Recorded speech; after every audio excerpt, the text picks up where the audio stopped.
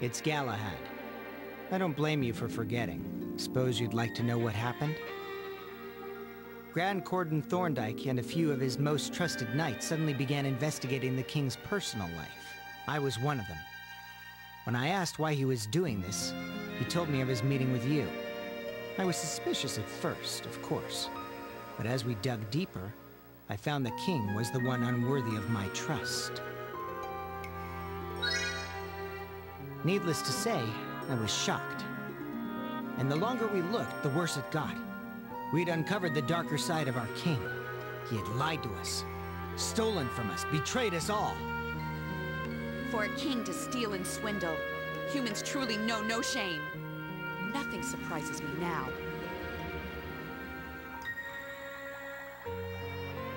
When all was laid bare, he turned inward. He asked himself what he should do. What was the right thing to do? Who was friend or enemy? Finally, he came to a conclusion. He decided he had to tell everyone the truth. He chose the people over their king. He presented everything he'd found before the National Assembly. But to convince them, we needed solid evidence. So the night before, we snuck into the tower holding the Crimson Tear. We felt as if we were pressed up against the edge of a canyon. We didn't know if we'd get away with it. We didn't know what the king would do if he found out. And despite all our efforts, we didn't know if the gamble at the assembly would pay off. It seems the gamble worked. Yes. The people have opened their eyes. The flame of revolution has been ignited. But revolution always demands sacrifice, often larger than one can ever imagine. So where's Thorndyke? Didn't he come with you? They took him prisoner. They brought him before us. He was killed before my very eyes. I still haven't accepted it. That he would ever die like that. No. He didn't resist at all. Looking back, I think he was prepared from the beginning to give up his life. So long as it served a purpose. So, it took the death of an honest man to push those timid fools into action. A man of honor gave his life so that they might know the truth. He moved their hearts. How sad. We stood against his knights, but he was a good man with a strong spirit. I'm truly sorry he's gone. I wish all humans were half as good as him. I'm proud Penn can call a man like that his father. Yap. All you do is talk. What are you actually gonna do about it? The Nerets will care for the citizens of Raid who can't or won't stray too far from their home. The rest of us will take whatever we can and search the land for a new home. Eventually we'll find what we're looking for and begin again. A nation without a king. A nation that exists only to serve its people. I think that's friggin' impossible. I think your mouth's writing checks your dumb ass can't cash. Perhaps. But we must try. I didn't understand Thorndyke before. Actually, I was jealous of him. It's embarrassing now to admit that. But I have to be honest with myself, or I won't be able to face him when we meet in the afterlife. Afterlife. Well, cheer up, buddy. I don't really understand all that complicated stuff you said, but I'm sure everything will work out just fine. Once we kill all those big world thingies, you can live wherever you want without worrying. And don't worry about those who choose to remain. They'll be safe with us. Thank you all.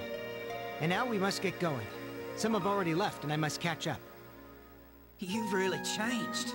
Well, I vow to change too. I vow to change the world and help everyone live in peace.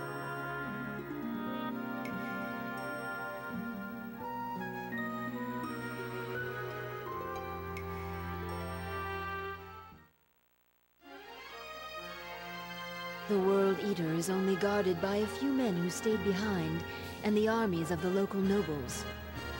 But I'm guessing even those private armies have packed up and left the area. So we can assume that all they have left are the few remaining sentries. So now's the time for us to take action. just sneak up behind it and snap its neck. What's with you and snapping necks? Its neck is bigger than you! Even if that's all that's left, it's still going to be tough. Who's going to fend them off? Us? The Nereds? Say we tie up the guards on our end. You really think the Nereds can take down a World Eater on their own? Hey, don't count us out. We're not as weak as you might think. That's not what I'm saying. But failure's not an option at this point. We have to be at our very best.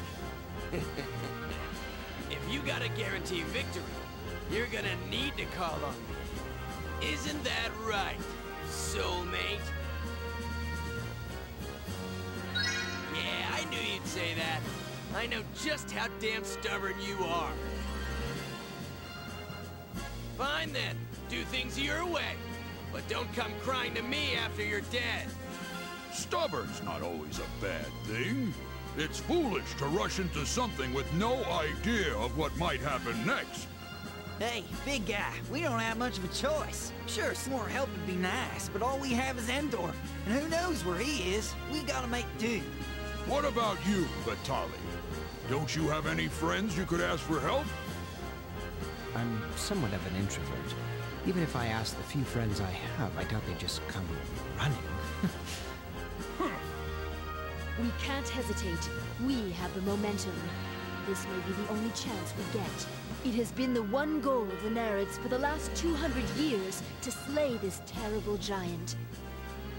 We have not come this far only to lose it all now. Oh, hey! How's Pen doing? He's a strong boy.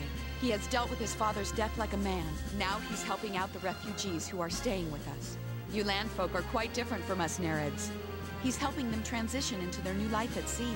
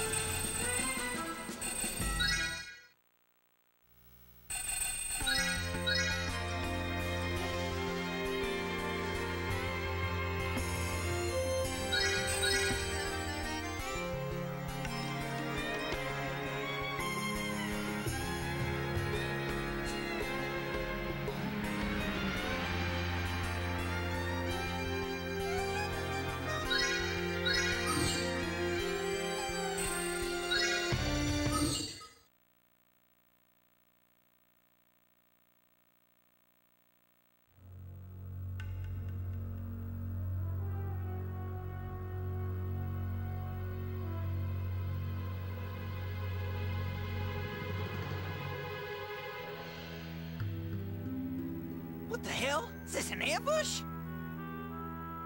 Doubt it. They wouldn't have the time or energy to set up something so elaborate. This is most likely their home. Loyal soldiers having to live like this. How pitiful. This makes things much harder. There's no way to avoid the Knights before getting to the World Eater. Crush them all now, or save our strength? I guess that depends on Gig.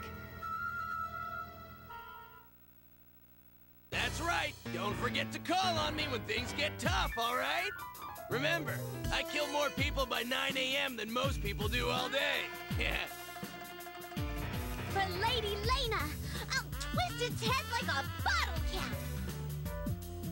Is that really the best you can come up with?